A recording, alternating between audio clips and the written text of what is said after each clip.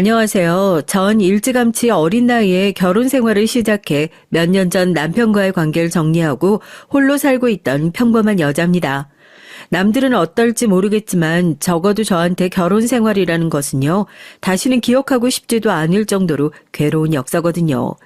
이혼한 지 벌써 1년이 지났는데도 아직까지 몸과 마음이 그 힘든 시간을 기억하는지 길거리에서 남편과 비슷한 외모의 남자만 보더라도 심장이 두근거릴 정도로 참 많이 망가졌어요. 그런데 얼마 전 정말 뜻밖의 인물에게 제 이 힘든 시간을 구원받게 됐습니다. 덕분에 피하기만 바빴던 제 인생도 문제를 제대로 바라보고 맞서 싸울 수 있는 힘을 갖게 되어 이번에 이렇게 용기를 내게 됐어요. 길지도 않은 인생 절 참 오랫동안 괴롭혀왔던 제 남편이란 인간을 고발할까 하고요. 예슬아, 기도하자. 주님, 우리 예슬이가 밝은 눈으로 인생을 살아갈 수 있도록 도와주세요. 아멘. 언제든지 힘든 일 있으면 아줌마한테 편하게 얘기하고 필요한 건 없어? 시댁과의 인연은 꽤나 길고도 질기다고 할 수 있겠네요. 사실 남편을 만나기 전 아주 어렸을 때 시어머니와 안면이 있는 사이였습니다. 제가 어린 시절을 고아원에서 자랐거든요. 절 낳아주신 부모님께선 사는 게 너무 힘들다고 자식까지 키울 여력이 안 되셨는지 몰라도 절 고아원에다 턱하니 맡겨두고 어디론가 사라져 버리셨어요.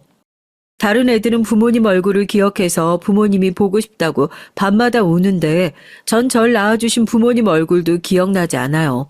그냥 내가 처음부터 이 고아원에서 나고 자란 것은 아닐까 생각하면서 살았죠. 대한민국에서 고아로 산다는 것만큼 서러운 일이 또 있을까 싶네요. 부모님이 안 계신다는 건 다른 말로 바꾸자면 절 지켜줄 수 있는 사람, 보호자가 한 명도 없다는 뜻이기도 하니까요. 고아원에서 사는 건 그렇게 녹록지 않았습니다. 또래 친구들이 많긴 했지만 이 친구들 역시 마음 한구석에 결핍이 있는 애들이었고 툭하면 싸움을 걸어오기 바빴고 그런 식으로라도 자기 밥그릇을 챙기려는 애들이 많았죠. 지금 생각해보면 그냥 다 같이 안쓰러운 환경에서 컸던 것 같아요. 그런 유년 시절 제게 마음을 기댈 수 있도록 곁을 내주었던 곳은 가끔씩 고아원에 봉사활동을 하러 오는 교회분들 뿐이었습니다. 특히 그중에서도 저희 시어머니는 봉사활동 모임을 직접 만들어서 운영하실 정도로 마음이 참 좋으신 분이었죠. 저도 봉사활동을 하러 오시는 많은 분들 중에서 시어머니를 제일 잘 따르고 친엄마처럼 대했던 것 같아요. 제가 초등학교 때부터 봉사활동을 하러 오셨으니까 저희가 처음 얼굴을 보게 된 지도 햇수로 18년, 19년이 다 되어가네요. 저희 고아원은 그렇게 입양을 잘 보내는 곳도 아니었고 저도 독립할 나이가 다 될 때까지 입양 얘기를 한 번도 듣지 못했어요. 그 안에 좋은 가족을 만났더라면 더 좋았을지도 모르겠지만 그래도 크게 아쉽진 않았던 건 다 교회분들 덕분이었죠. 저도 초등학교 때부터 시어머니가 다니시던 봉사활동을 오시는 분들이 다니시던 그 교회에 나가기 시작했으니까요. 그때는 신앙심이 깊고 독실해서 교회를 빼먹지 않고 꼬박꼬박 나가는 것도 있었지만 거기에 가야 내가 좋아하는 사람들을 많이 만날 수 있다는 생각에 더 열심히 다녔던 것 같아요. 여튼 부모 없이 자라면서 마음 한구석에 남들한텐 차마 말할 수 없는 결핍이 있었는데 이걸 신앙생활에 하면서 많이 채우면서 살았던 것 같습니다. 그렇게 교회를 다니면서 중학교, 고등학교, 대학교까지 가게 됐고 그곳에 계신 분들은 어느덧 매주 주말에 보는 사람이라기보단 저의 새로운 가족들로 자리 잡았어요. 예슬아, 그 얘기 들었어? 이번에 우리 교회에 새로 오시는 목사님, 권 집사님 아들이라잖아. 왜 너도 전에 얼굴은 한번 본 적 있지? 권 집사님은 전생에 진짜 무슨 복을 타고나셨길래 남편 목사의 아들 목사의 천국은 그런 분들이 가지 싶다니까. 그러게요. 권 집사님 아드님이시니까 또 얼마나 좋으신 분이겠어요? 제가 힘든 일이 있을 때마다 교회에서 발벗고 나서서 도와주신 게 감사해서 저도 평일 주말 할 것 없이 교회 일이라면 두 팔 걷어붙이고 나서서 일 도와주고 있었던 상황이었고 대학생이 되고 나선 청년부에 성가대 활동도 하고 유초등부에 있는 애들도 가르치고 하면서 거의 대부분의 시간을 교회에서 보내곤 했습니다. 제가 대학교 1학년 겨울방학 때였던 것으로 기억해요. 교회에 계시던 목사님께서 건강 문제로 사임을 하시게 되면서 새로운 목사님이 청빙되셨는데 그게 다름 아닌 교회에서 제일 신실하고 저를 잘 챙겨주셨던 권 집사님의 아들이라고 하더라고요. 다들 입을 모아 칭찬을 하시면서 저런 분 아들이면 또 얼마나 천사 같겠냐 기대를 했었고 그렇게 교회에 새로운 목사님이 부임을 하면서 저와 남편의 끈질긴 악연도 시작이 됐습니다. 처음에 남편이 저희 교회로 새로 부임을 받았을 때 사람들이 엄청나게 좋아라 했죠. 시어머니 닮아서 그런지 얼굴도 멀끔하게 잘생기기도 했고 제가 봤던 목사님들 중에서도 엄청 젊은 축이었던 것 같으니까요. 교회에 다니시던 분들, 특히 딸 가진 엄마들은 어떻게 줄을 좀 대서 저 목사님한테 우리 딸 시집 보내야겠다 틈만 나면 그렇게 머리 맞대고 얘기를 할 정도로 인기가 좋았어요. 저의 안면이 아예 없진 않았죠. 남편이 아주 어렸을 때 시어머니 손잡고 저희 고아원에 와서 봉사활동이니 뭐니 도와줬었던 적도 몇 번 있었으니까요. 그게 언제적 일인데 아직까지 기억을 할 줄 몰랐거든요. 절 보더니 단박에 알아보고 아는 체를 하더라고요. 어머니한테 듣긴 했었는데 정말 오랜만에 뵙네요. 자매님, 평소에 교회에 도움 많이 주신다고 들었습니다. 정말 감사드려요. 제가 모르는 게 많고 아직 많이 부족합니다. 교회에서 자매님 도움을 많이 필요로 할 것 같아요. 부탁 좀 드릴게요. 저한테 무슨 부탁을요. 필요하신 거 있으시면 언제든지 편하게 말씀하세요. 제가 이 교회 덕분에 덕을 본 게 얼마나 많은데요. 이렇게라도 갚을 수 있으면 오히려 다행이죠. 처음엔 뭐랬더라. 목사로 부임받은 지 얼마 안 돼서 할 일은 많은데 일손이 부족하다고 저한테 이것저것 사무 보는 일을 좀 도와줬으면 좋겠다. 먼저 부탁을 하고 저도 흔쾌히 응했죠. 남녀 간의 정 이런 것 때문이 아니라 그냥 단순히 내가 이 사람한테 도움이 되는 사람이 됐으면 좋겠다 하는 순수한 마음에서요. 그런데 사람 많은 곳에선 꼭 쓸데없는 얘기나 소문도 그만큼 많이 나올 수밖에 없잖아요. 단순히 목사님이랑 가깝게 지내는 것만으로도 어느 순간부터 전 교인들의 입에 오르락내리락 하는 소문의 주인공이 되어 있더라고요. 부모도 없이 교회에서 다 걷어줘 먹여주다시피 하니까 목사 사모 되고 싶어서 환장을 했다고. 저런 꽃뱀은 천국 못 간다면서요. 워낙 사람도 많은 곳이었고 한두 명만 그런 쓸데없는 말을 해도 소문이 크게 들릴 수밖에 없는 곳이라는 건 알고 있었지만 그래도 내 편이라 철석같이 믿었던 사람들이 저렇게 등을 돌리면서 뒷담화를 하니까 꽤 충격적이더라고요. 전 그때까지만 하더라도 한 번도 목사 사모 자리를 생각조차 해보거나 남편과 결혼할 생각이라거나 이런 건 생각조차 해보지도 않았었으니까요. 이제 막 대학을 다니고 있는데 신학교 다 졸업하고 그래도 저랑 나이 차이가 꽤 있기도 했고요. 오히려 먼저 마음 고백을 해왔던 건 남편 쪽이었습니다. 자기 일을 도와달라 부탁을 한 게 그렇게 서운하고 좋은 의도만은 아니었던 것 같아요.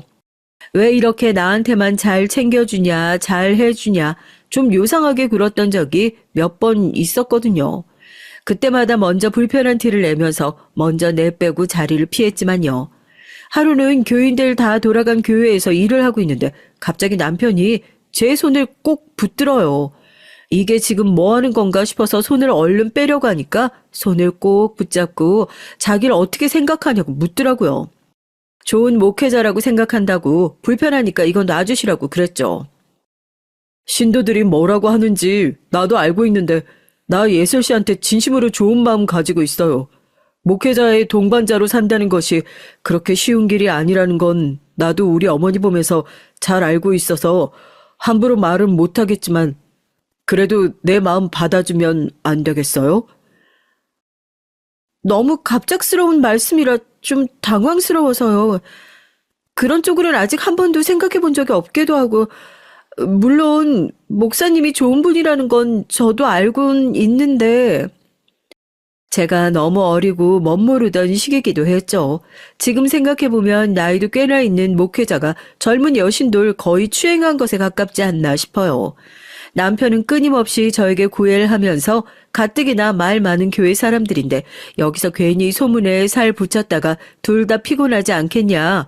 이렇게 우리 둘이 따로 만나는 건 다른 사람들한테 얘기하지 않았으면 좋겠다 하면서 제 입을 막았죠. 사실 제가 그때 머리가 조금만 더 잘 굴러갔어도 주변 사람들한테 목사님이 이래저래 해서 좀 불편하다 얘기라도 해봤을 것 같은데요. 그런 얘기를 속편하게 터놓고 할 수 있는 사람이라곤 시어머니뿐이었거든요. 아무리 좋은 분이라곤 하지만 세상에 엄마 찾아가서 자식 욕하는 천치가 어디 있겠어요? 그러니까 아무한테도 말을 하지 못하고 이게 정말 옳은 일인지 틀린 일인지 구분도 못하고 그렇게 남편 손안에서 보기 좋게 놀아놨던 겁니다. 예슬씨, 이미 나랑 볼장까지 다 본 사이인데 다른 사람 만나는 거 그게 진짜 불경한 짓인 거 알고 있죠? 요즘 보니까 청년부에 요한 형제님이랑 가깝게 지내는 것 같은데 소문 때문에 스트레스 받는 사람인 것 치고 남자들한테 여지를 너무 많이 주고 다니는 거 아닙니까? 그러니까 괜한 꽃뱀 소리나 듣고 말이에요. 내가 지금 만나보자 결혼하자 하는 소리 결국에 다 예슬씨를 위한 일이라는 거 알고 있죠? 목회자 아내 자리 꿰차고 싶어서 환장한 사람들이 얼마나 많은데. 그때부터 남편 성격이 이상했던 건 좀 알고 있었던 것 같아요. 제가 계속해서 마음을 받아주지 않자 이러니까 교회 안에서 꽃뱀이니 뭐니 이상한 소문이 나는 거 아니냐. 여지는 여지대로 줘놓고 막상 이런 상황이 되니까 내빼는 거냐며 은근히 절 협박해왔습니다. 남편과의 결혼을 선택했던 이유 역시 사랑보단 두려움이 조금 더 컸어요. 그땐 이 손바닥만한 인간관계가 제 인생의 전부였으니까요. 이 사람들이 정말로 날 미워하게 되면 어떡하지? 남편 말대로 꽃뱀이니 뭐니 오해를 하게 돼서 내 주변에 한 명도 남아있지 않고 다 떠나게 되면 어떡하지? 그런 전전긍긍하는 마음으로 전 결국 남편의 마음을 받아주게 됐습니다. 내가 너 어렸을 때부터 쭉 봐오면서 기회가 된다면 내 식구가 됐으면 참 좋겠다 항상 생각했었는데 또 이런 식으로 인연이 이어지게 될 줄 누가 알았겠니? 예슬아, 우리 잘 지내보자. 부모님도 안 계시지 대학 갓 졸업해서 직업도 제대로 없는 며느리가 탐탁치 않아 보이셨을 법도 한데 저희 시어머니께선 절 따뜻하게 가족으로 맞아주셨고 크게 사랑이 없는 결혼으로 시작했지만 저한테도 이젠 가족이라 부를 수 있는 사람이 생겼다는 사실 하나만으로도 행복했었습니다. 뭐 얘기 들어보니까 큰 교회에 있는 목회자 아내들은 평생 손에 물 안 묻히고 부유하게 먹고 살 수 있을 정도로 잘 산다 이런 얘기도 있던데 글쎄요. 제 결혼은 그렇게 녹록하고 평안하진 않았던 것 같습니다. 교회 규모도 꽤 컸고 먹고 사는데 어려움은 없었지만 결혼을 하고 나니까 내가 왜 그렇게 이 사람을 만나는 걸 망설였는지 다시 한번 깨닫게 됐거든요. 아이씨, 집꼬라지가 이게 뭐야? 하는 일도 없이 집에서 살림이라면서 똑바로 정리를 해놔야 할 거 아니야? 안 그래도 교회에서 신도들 때문에 스트레스 받아 죽을 것 같은데 내가 집에 와서까지 네 시중 들어야겠어? 야, 대답해봐. 그게 맞아? 죄송해요. 정리한다고 했는데 지금 바로 다시 정리할게요. 식구 식사하세요. 남편이 교회에서 맨날 설교할 때 그래요. 자기는 주님의 종이라고요. 우린 전부 주님의 종이라면서요. 아니요. 전 주님의 종이 아니라 남편의 종으로 살았습니다. 교회에선 사람들에게 칭찬 세례를 받는 저희 남편, 신도들은 알고 있었을까요? 그 사람이 집에만 오면 어디 내놓을 수도 없는 개차반이 된다는 사실을요. 교회에서 돌아와 집 문을 닫는 순간 남편은 완전히 다른 사람이 됐습니다. 스트레스를 풀기 위해서 저랑 결혼했나 싶을 정도로 매일같이 절 무시했어요. 하여튼 이놈이나 저놈이나 진짜 짜증나 죽겠어. 야, 이번 주에 헌금 얼마나 들어왔어? 네가 목사 마누라씩이나 되면 이런저런 모임 쫓아다니면서 아무래도 요즘에 교회에 들어오는 헌금이 너무 적은 것 같다. 이런 식으로 돈 조금 내면 나중에 천국에 자리 없다. 그런 식으로 말이라도 하고 다녀야 될 거 아니야. 너 우리 교회 망하는 꼴 보고 싶어서 작정했냐? 당신이 교회에서 그랬잖아요. 돈 있는 사람이 더 하면 된다고. 헌금은 하나도 안 중요하다고. 그런데 내가 어떻게 사람들한테 그렇게 얘기를 하고 다니겠어요. 너 아주 요즘에 살만한가 보다. 툭하면 말다꾸네. 야, 그럼 목사씩이나 되는 사람이 거기 올라가서 이렇게 그지 같은 신도들 데리고 살기 힘드니까 헌금이라도 더 내세요. 이렇게 설교를 하겠냐? 내가 그렇게 못하니까 너라도 부지런히 입 털고 다니라는 거 아니야? 아우, 하여튼 교회나 집구석이나 내가 숨막혀서 살 수가 없네, 진짜. 그땐 뭐가 그렇게 죄송했는지 결혼 생활을 시작하고 나서 남편이 무섭다는 생각밖에 들지 않았어요. 뉴스에 결혼해서 남편한테 매 맞고 사는 사람 얘기가 나올 때마다 왜 저러나 싶었죠. 교회에서도 남편한테 맞았다고 눈에 시퍼렇게 멍이 들어 나오는 사람 보면 저렇게 맞고 살면서 왜 굳이 그 끔찍한 결혼 생활을 계속해서 이어가려고 하나 항상 이해가 안 되고 답답하기만 했어요. 그런데 그게 막상 제 일이 되어보니까 알겠더라고요. 개구리를 작은 상자에 가둬놓고 기르다가 밖에 풀어놓으면 딱 박스 높이까지밖에 뛰지 못한다고 그러잖아요. 제가 꼭 박스 속에서 살고 있는 개구리 같았죠. 신고를 할 엄두도 내지 못했고 누구한테 힘들다고 하소연을 할 것도 없어서 답답해 죽을 것만 같았습니다. 살다 보면 좀 나아지려나 싶었는데 더하면 더했지 절대 덜하지 않았습니다. 앞으로 매주 헌금 확인해서 할당량 못 채웠다면 넌 내 손에 죽을 줄 알아. 알겠어? 이번 주도 제대로 못 채웠으니까 벌 받아야지. 종아리 걷고 벽 보고 서 있어. 결혼 생활 중에 치욕스러운 일 참 많이도 당했어요. 교회에선 그렇게 사람 좋은 척 하던 남편의 실체는 괴물과 다름없었습니다. 목삼에서 몰래 사람들을 만나고 술을 마시러 다니질 않나 술에 취해서 집에 들어오고 나면 화풀이는 고스란히 제 몫이었죠. 남편은 교회에서 헌금이 제대로 들어오지 않는 이유가 제 탓이라면서 매주 검사를 하고 할당량을 채우지 못하면 회초리를 들고 절 벽에 세웠습니다. 이렇게 사는 게 옳지 않다는 걸 누구보다 잘 알고 있으면서도 왜 전 그 지옥에서 스스로 도망칠 생각조차 하지 못했을까요? 가족을 잃는 것이 두려워서였는지 아니면 남편의 그런 폭언과 폭력이 너무나도 익숙해져 버린 건지 하루하루 말라 죽는 것 같았습니다. 나 이렇게는 못 살겠어요. 차라리 이혼해줘요. 네? 아무한테도 말 안 할게요.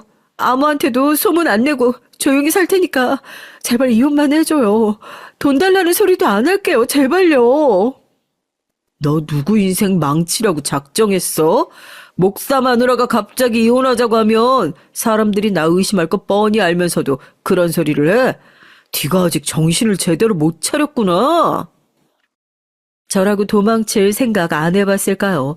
집에서 몰래 도망치려고도 해봤고 저도 어딘가 털어놓을 곳이 필요하니까 그때부터 정신과를 다니면서 치료를 받기 시작했던 것 같아요. 정신과에 가니까 우울증이라고 그러더군요. 남편한테 매맞고 사는 아내들이 죄다 비슷하대요. 벗어나려고 노력은 하는데 어느 순간부터 이게 안 되는구나 자기 혼자 깨닫고 포기해버린다고요. 매일같이 울면서 잠에 들었던 것 같습니다. 원치 않았던 결혼 내 손으로 마음대로 끝낼 수도 없구나 하고요. 그 사이에 남편은 더욱 심해졌습니다. 집이며 교회며 가리지도 않고 사람들한테 잘 보이지도 않는 곳을 건드리고 절 더욱 지옥 속으로 몰아세워갔죠. 저도 더 이상 안 되겠다 싶어서 시어머니한테라도 이 사실을 알려야겠다 싶었습니다. 제가 먼저 둘이서 한번 봤으면 좋겠다 연락을 드렸어요. 예슬이 너 결혼하기 전엔 이렇게 둘이서 차도 자주 마셨던 것 같은데 오히려 내 식구가 되고 나니까 얼굴 보기 힘든 것 같네. 갑자기 둘이서 보자고 한 이유가 뭐니? 혹시 우리 아들이 너 힘들게 하고 그런 거 아니지? 그런 거 있으면 나한테 그냥 솔직하게 털어놔. 내가 결혼하기 전부터 예슬이 너한테 항상 뭐라 그랬어. 엄마다 생각하고 힘든 일 있으면 언제든지 얘기하라고 했잖아. 부담 갖지 말고 언제든 편하게 얘기해. 알겠지? 그래도 시어머니만큼은 저한테 진심이셨던 것 같아요. 그렇게 믿고 살아야 제 마음이 편하잖아요. 정작 시어머니 불러놓고 하고 싶은 말은 운도 띄우지 못하고 커피잔만 계속 만지작거리고 있는 절 보고 시어머니는 결혼 생활에 문제가 있다는 건 단박에 눈치채신 것 같았습니다. 결국에 어머님 아들한테 저 맞고 산다는 소리는 제대로 꺼내지도 못하고 그냥 목회자 아내로 사는 것이 좀 힘든 것 같다. 어머님도 그렇게 살아보셨으니까 알지 않냐 하고 싶은 말을 제대로 하지도 못했어요. 그런데 어머님이 남편에게 무슨 말씀을 하신 건지 몰라도 그날 저녁에 남편이 정말 불같이 화를 내더라고요. 너 혹시 우리 엄마 만났냐고 하고 집에 들어오면서부터 팔을 걷어 올리는데 저 정말 그 순간 생명의 위협까지 느낄 정도로 공포스러웠습니다. 야, 우리 엄마 만나자고 했다며 네가 왜 나한테 맞고 사는 거 우리 엄마한테 이르기라도 하려고 그랬어? 진짜 이게 요즘에 내가 오냐오냐 하고 봐줬더니 아주 눈에 뵈는 게 없지. 다른 사람도 아니고 우리 엄마한테 그 얘기를 한다고? 네가 부모가 없어서 모르는 모양인데 세상에 있는 모든 부모 팔은 다 안으로 굽기 마련이야. 우리 엄마가 내 성질머리 모르실 것 같냐? 오늘 내가 너 제대로 정신 차리게 아주 혼쭐을 내줄 테니까. 제발 그만해요. 나 더 이상 안 참아요. 지금부터 내 몸에 손 하나라도 까딱하면 나 바로 경찰에 신고하고 교회 사람들한테 그동안 내가 당했던 일, 결혼 때부터 지금까지 있던 일들 전부 다 얘기할 거예요. 나 증거 다 있어요. 정신과도 다니고 있고 이거 증거를 얼마든지 이혼할 수 있는 거 당신도 알고 있잖아요. 이제 제발 나 좀 그만 놔줘요. 오, 그래 말 잘했다. 너 요즘 정신과 다닌다면서? 네 상담받는 그 병원 간호사가 우리 교회 아주 신실한 신자인 건 알고 있냐? 안 그래도 너 요즘 병원 들락날락거린다는 얘기 들리는 것도 내가 그냥 모른 척하고 눈 감아줬는데 뭐? 네가 감히 나를 고발을 해? 결혼 생활 중에 남편한테 한 번도 뭐 신고하겠네, 이혼을 하겠네 이런 협박 같은 걸 해본 적이 없는데 제가 꿈틀하는 모습에 남편은 몇 배로 더 약이 오른 것 같더라고요. 눈빛이 완전히 변해선 집안에 있는 물건을 집어 던지고 난리도 아니었습니다. 이러다가 진짜로 죽는 건 아닌가 싶어 걱정이 되더라고요. 집에 있는 물건 절반이 남편 손에 다 박살이 나고 제가 구석에 머리를 감싸주고 벌벌 떨고 있는데 초인종을 누르는 소리가 들렸어요. 신고를 한 적도 없는데 경찰이 왔더라고요. 남편을 언제 그랬냐는 듯이 셔츠를 내리고 얼굴색 하나 바뀌지 않고 거짓말을 했습니다. 아이고 고생 많으십니다. 소리가 시끄러워서 신고가 들어온 모양이에요.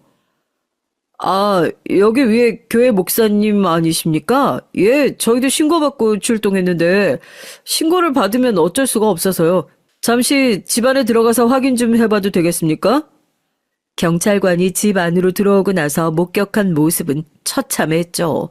물건이 다 깨져 있고 난리가 나 있지. 전 구석에서 울면서 바들바들 떨고 있지.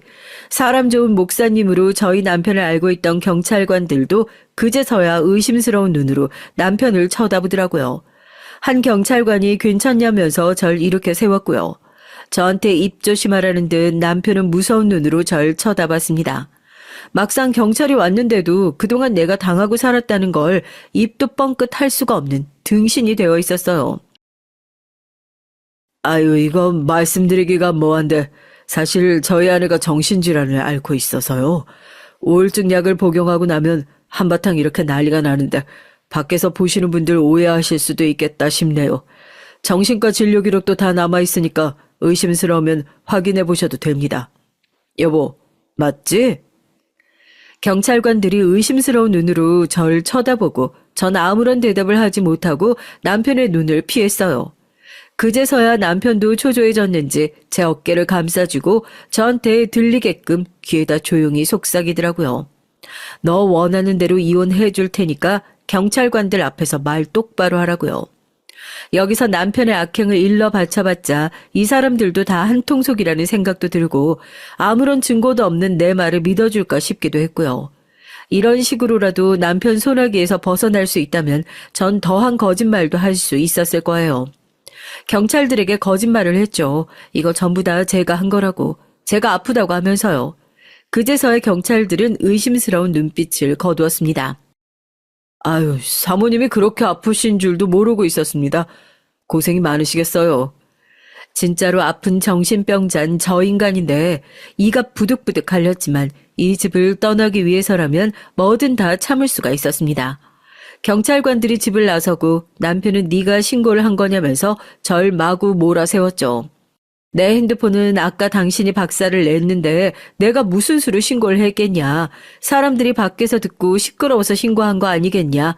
약속이나 지켜라. 이혼해달라 그랬죠. 너 어디 가서 내 얘기 함부로 주둥이 놀리고 다닐 생각하지 마. 아까 경찰관들 내 말 한마디에 다 돌아서 가는 거 봤지? 여기서 나 이런 사람이야. 교회에 가면 내 말이 하느님 말인 줄 알고 사는 사람들이 넘쳐난다고. 어떻게 쥐새끼처럼 내 소나기에서 벗어날 수 있었는지 몰라도 내 이름에 흠집이라도 내려고 작정하고 덤비는 순간에 진짜 가만 안 놔둘 거니까 그런 줄 알아. 사람들한텐 당신 정신병 때문에 못 견디고 헤어지기로 했다. 그렇게 얘기할 테니까. 뭐든 상관없어요. 당신 신고할 생각도 없고 당신한테 뭐 달라고 할 생각도 없어요. 대신 당신도 하나만 약속해요. 무슨 일이 있어도 나 절대 안 찾는다고. 이 동네에서 최대한 멀리 떨어진 곳으로 가서 죽을 때까지 찍소리 안 하고 살 테니까 제발 그냥 놓아주기만 해요. 남편 앞에서 무릎을 꿇고 싹싹 빌었어요. 전 정말 죽어서야 이 집을 나갈 수 있을 줄 알았죠. 대체 누가 신고를 했는지 모르겠지만 그 사람이 제 목숨을 살린 거나 다름없었습니다. 밖에선 사람 좋은 목사님 소리 듣는 걸 엄청나게 좋아하고 사람 시선 신경 많이 쓰는 사람이라서 이런 식으로 한두 번씩 신고가 들어오기 시작하면 다음번엔 자기가 빠져나가는 것이 쉽지 않을 거라는 걸 알았는지 남편은 제 정신병이 너무 심해서 헤어지게 됐다. 사람들한텐 그렇게 얘기를 하고 저와 이혼을 해주기로 합의했습니다. 합의금이며 위자료며 이런 건 생각하지도 않았어요. 그냥 하루라도 빨리 이 집을 떠날 수 있기만을 간절히 빌었죠. 예슬아, 이게 대체 무슨 일이라니? 너 그렇게 마음이 아픈지도 모르고 이게 다 내 잘못이다. 내 잘못이야. 응? 내가 조금만 더 일찌감치 그랬어도 이런 일은 없었을 텐데. 제가 짐을 싸서 집을 나오는 날에도 남편은 절 거들떠보지도 않았어요. 교회 사람들 사이에서 이미 또 요상한 소문이 돌고 있었거든요. 제가 정신병에 걸려서 헛소리를 하고 집안 물건을 다 때려 부수고 난리를 쳤다고 남편은 또 그런 정신병 걸린 마누라를 잘 품어주고 살았던 사람 좋은 목사가 되어 있었고요. 저한테 악기가 들렸다는 둥 별별 얘기들이 다 나왔지만 아무것도 신경 쓰지 않았습니다. 그런 말들에 발목 잡힐 수 없었으니까요. 이혼을 하고 제가 동네를 떠난다는 소식에 시어머니는 가장 먼저 울면서 저에게 달려와 주셨습니다. 제 손을 꼭 붙잡고 눈물을 흘리시면서 이게 다 본인 잘못이다 하는데 제가 예전처럼 온전히 감사하지를 못하겠더라고요. 자꾸 남편의 말이 머릿속에 떠올라서요.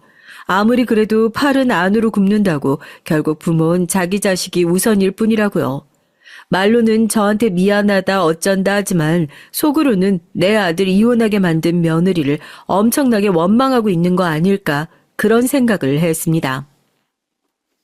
그래도 어디로 떠나는지는 알려주고 가야지. 우리가 어디 보통 인연이니? 너 살았는지 죽었는지 내가 그 정도는 확인하면서 살아야 마음이 편안할 것 같아서 그런다. 어머님 얘기 들으셨잖아요. 제가 지금 마음이 많이 아프고 힘들어서요. 아무도 저 모르는 곳에 가서 조용히 지내고 싶어서 그래요.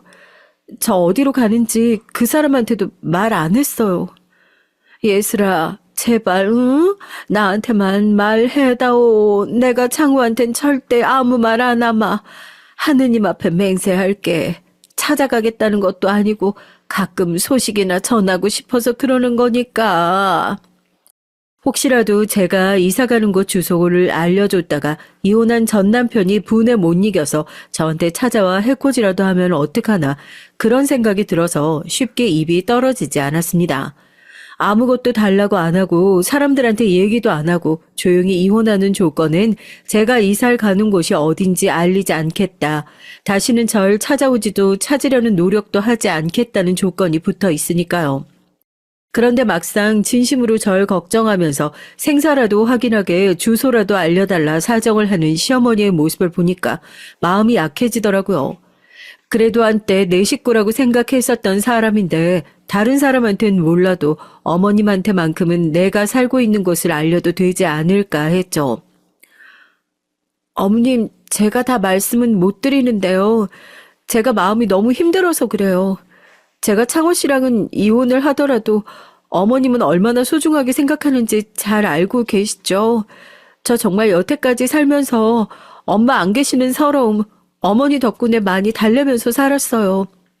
저 엄마 없어서 친구들한테 학교에서 놀림받고 있었을 때 저희 반에 간식 돌려가면서 친하게 지내라고 제 친구가 아줌마 누구냐고 물어보니까 어머님이 예슬이 엄마다 하고 대답하셨던 거 아직도 기억해요.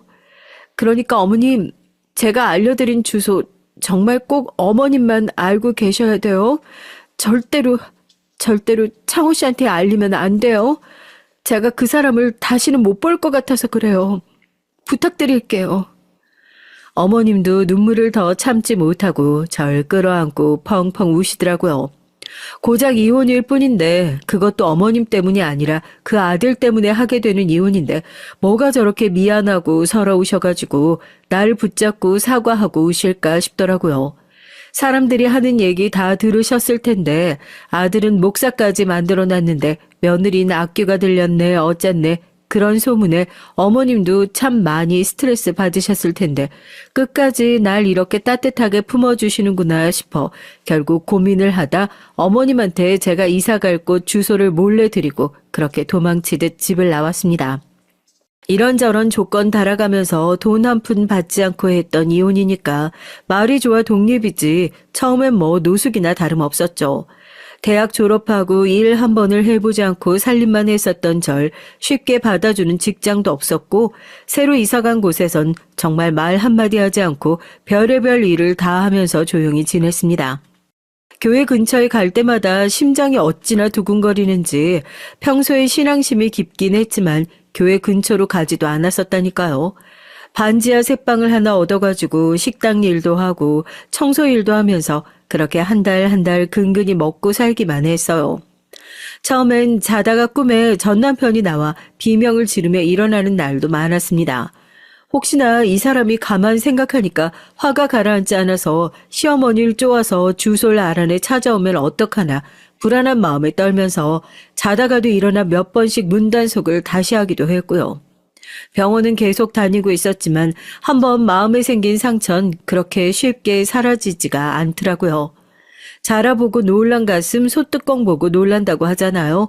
지나가다가 전 남편과 비슷한 얼굴만 봐도 현기증이 나고 식은땀이 날 정도로 한동안은 제정신이 아니었습니다. 시간이 약이겠지 하면서 병원 열심히 다니고 약 열심히 먹고 제가 할 수 있는 일은 그뿐이었어요. 집을 떠나오던 길에 주소를 물어보셨던 어머니께선 이사를 간 이후에 한 번도 따로 연락을 주신 적이 없으셨습니다. 그게 어쩐지 다행이다 싶으면서도 한편으론 실망스럽더라고요.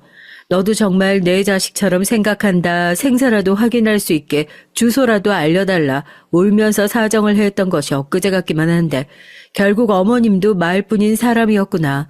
전 남편이 했었던 말처럼 결국에 부모의 팔은 안으로 굽을 수밖에 없구나 싶어 씁쓸하기만 했습니다. 그렇게 집을 나온 지가 거의 1년 가까이 다 되어가고 기억 속에서 전 남편과 시어머니에 대한 기억이 잊혀져 갈 때쯤이었죠. 어머님에 대한 좋았던 기억도 오히려 시간이 지나면 지날수록 분노에 가깝게 변해가고 있었던 때였어요. 식당 일을 마치고 돌아왔는데 주인집 아주머니께서 절 부르시더라고요. 월세도 안 밀리고 꼬박꼬박 잘 냈는데 무슨 일인가 했죠. 아이고, 새댁 오늘 일이 좀 늦게 끝났나 보네. 아까 새댁 일 갔을 때 집에 어머니 찾아오셨었어. 무슨 사연이 있는가 봐. 아니, 전에 우리 집 들어왔을 때 내가 물어봤을 땐 분명히 부모님 안 계신다고 그러지 않았나? 어머니가 여기서 한참 기다리시다 갔는데. 네? 어머니가 찾아왔다고요? 그게 무슨... 김장했다고 김치 주러 오셨다고 그러시더라고. 어머니 김치 엄청 좋아하신다면서. 내가 까서 냉장고에 넣어놓을까 하다가 딸 준다고 김치 얼마나 꽁꽁 포장을 해갖고 오셨는지 까기도 힘들어가지고 그냥 그대로 내가 문 앞에 놔뒀어. 날씨가 추워서 익진 않았을 거야. 안에 뭐 편지랑 넣어두셨다고 하던데 무슨 사정 때문에 나와 살고 있는지 몰라도 하루빨리 화해하고 살아. 부모님이랑 그렇게 척지고 지내고 살면 나중에 후회한다. 처음에 그 얘기 듣고 이게 무슨 뚱딴지 같은 소리인가 했죠. 태어나서 얼굴도 한 번 뵌 적 없는 부모인데 저희 집을 어떻게 알고 찾아오셨겠어요. 주소를 착각하고 다른 사람이 온 건가 싶었는데 문 앞에 가보니 주인집 아주머니 말대로 비닐에 박스에 꽁꽁 쌓여있는 묵직한 김치통 하나가 덩그러니 놓여져 있었습니다. 뭘 얼마나 많이 넣은 건지 무거운 통을 겨우 집 안으로 옮겨서 뜯어보니까 왔다 갔다는 엄마가 누군지 알겠더라고요. 제 전 시어머니요. 김치통만 봐도 바로 알아보겠어요. 처음엔 통을 열어보지도 않았습니다. 이걸 그대로 내다 버릴까 생각도 했고요. 1년 동안 연락도 없이 지내고 있다가 갑자기 김장을 했다고 김치를 보내다니 뭐 이런 거라도 보내면 본인 마음이 편하셔서 그러셨나. 이런 식으로 끝까지 본인은 착한 사람이 되어야 속이 시원하신 분인가 하고 또 꼬아서 생각을 하게 되더라고요. 몇 날 며칠 그 통은 저희 집 식탁에 그대로 있었습니다. 그날따라 진상 손님들이 많아 힘든 날이었고 저도 퇴근길에 밥을 해먹기도 귀찮아서 대충 라면이나 끓여 먹자 하고 편의점에서 라면 하나 사서 집으로 돌아왔어요. 식탁 위에 놓여져 있는 김치통이 영 마음에 쓰이더라고요. 그래서 어차피 라면도 끓였고 어머님 김치를 좋아하기도 했었고 냉장고에 집어먹을 반찬이 하나도 없으니까 내가 그동안 그 집에서 그렇게 고생을 했는데 고작 이 김치 하나 집어먹는 게 뭐가 어떻다고 그러냐. 나도 그냥 마음 편하게 밥 좀 먹자 하면서 꽁꽁 싸맨 김치통을 겨우 열었습니다.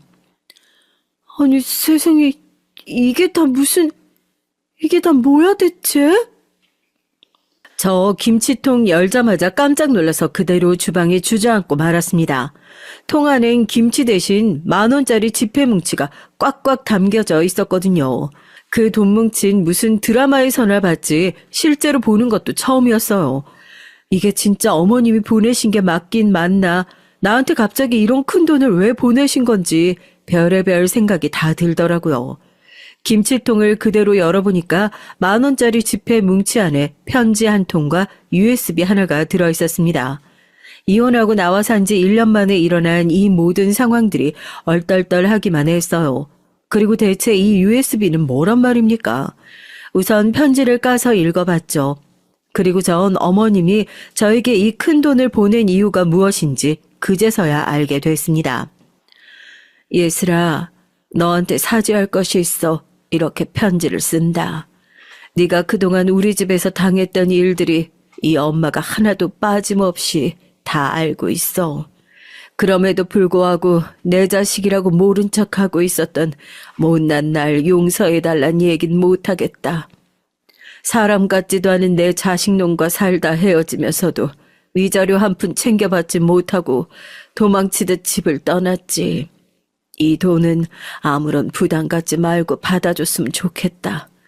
그동안 이 집에서 고생하며 살았던 것에 비하면 세 발의 피도 안 되겠지만 최소한의 위자료라고 생각하고 받아줬으면 좋겠구나.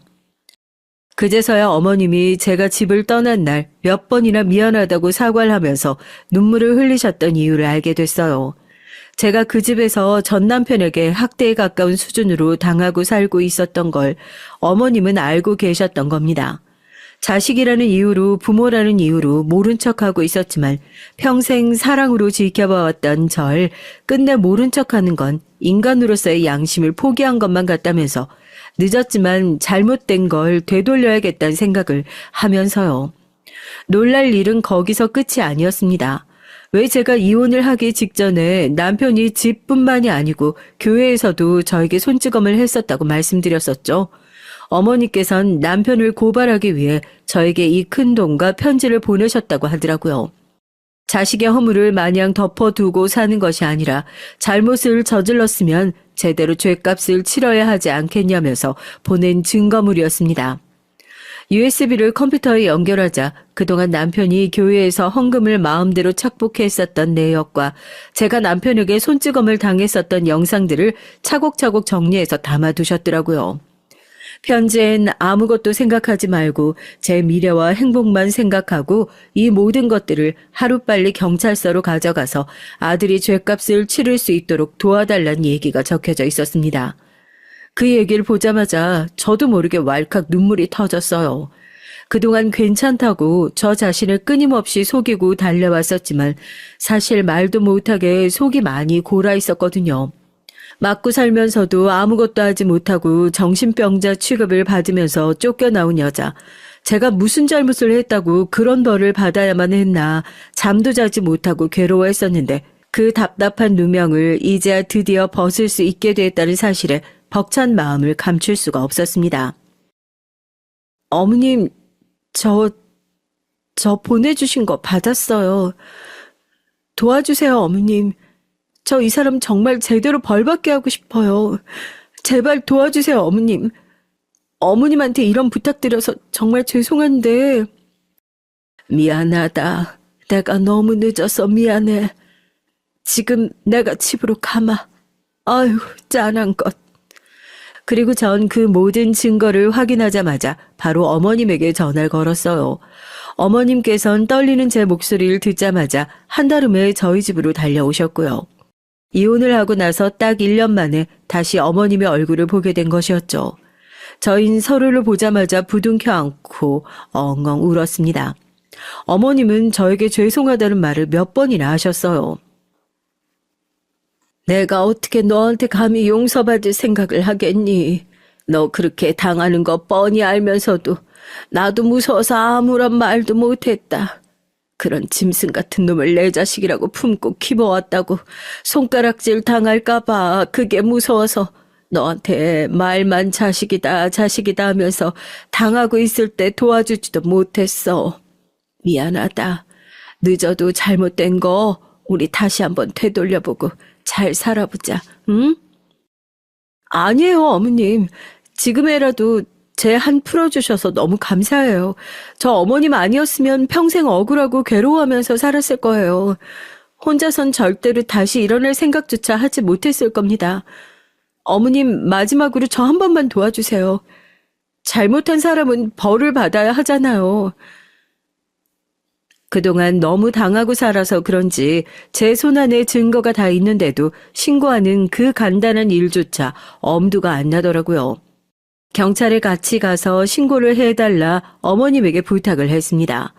어떻게 보면 자기 자식을 제 손으로 잡아 넣는 일인데 어찌 쉬웠겠어요. 그 어려운 일을 어머님께선 절 위해 용기를 내주셨어요. 둘 다 손이 달달 떨리는데 서로 손을 꽉 쥐고 증거물을 들고 어머님과 함께 경찰서로 갔습니다. 경찰들도 뭐 이런 악랄한 인간이 목사라는 직함을 달고 신도들한테 설교를 하고 있냐면서 혀를 내두르더라고요. 시어머니인 경찰서 안에서도 다 자식 잘못 키운 애미의 죄라면서 고개를 숙이셨습니다. 전 괜찮다면서 어머님의 손을 다시 한번 꼭 잡아드렸고요. 박창훈 씨, 당신을 폭행죄 및 업무상 횡령, 배임 혐의로 체포합니다. 증거 다 있으니까 잡아떼실 생각 절대 마세요.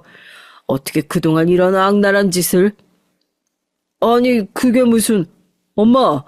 엄마가 어떻게 저 사람이랑 같이... 설마 아니지? 엄마가 나 신고한 거 아니지? 어떻게 엄마가 자식을 신고할 수 있어?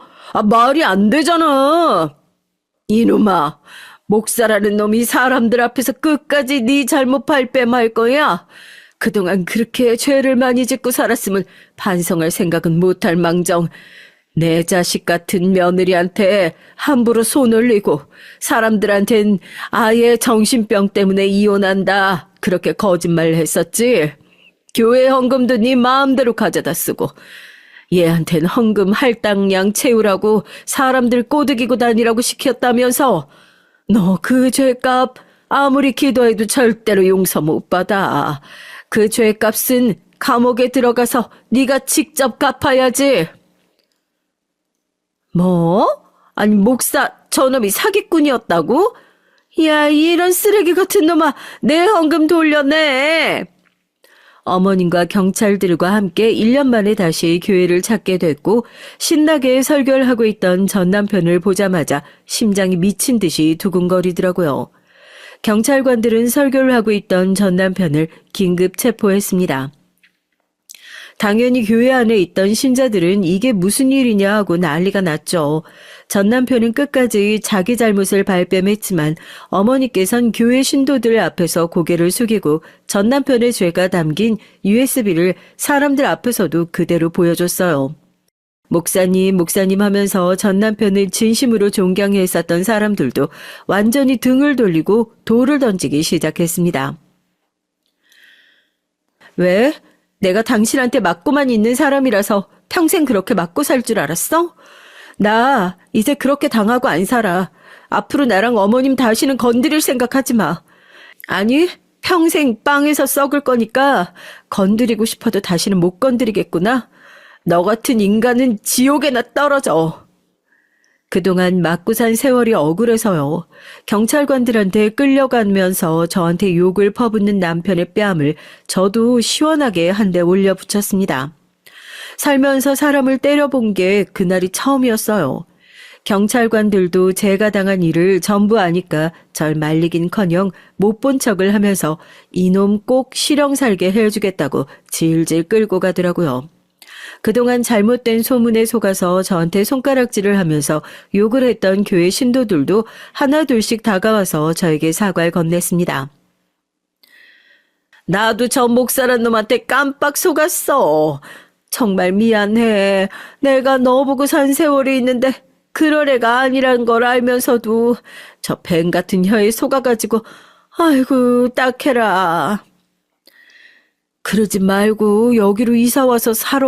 응? 네가 식구가 어디 있어. 우리도 미안해서 너 그렇게 고생하면서 사는 꼴은 못 보겠다. 남은 인생 우리가 평생 죄값 갚는다 생각하고 살 테니까 여기로 다시 이사와. 예전처럼 교회도 다니고 마음도 치료하고 그렇게 살아야지. 사람한테 받았던 상처는 사람한테 치유하는 거라고 했나요? 이곳을 떠날 때까지만 하더라도 다시는 얼굴 보기 싫을 정도로 미웠던 사람들인데 그 사과의 말 한마디가 뭐라고 전 사실 그 말을 엄청나게 기다리고 있었나 봐요. 그 말 한마디 한마디에 마음이 눈 녹듯이 녹더라고요.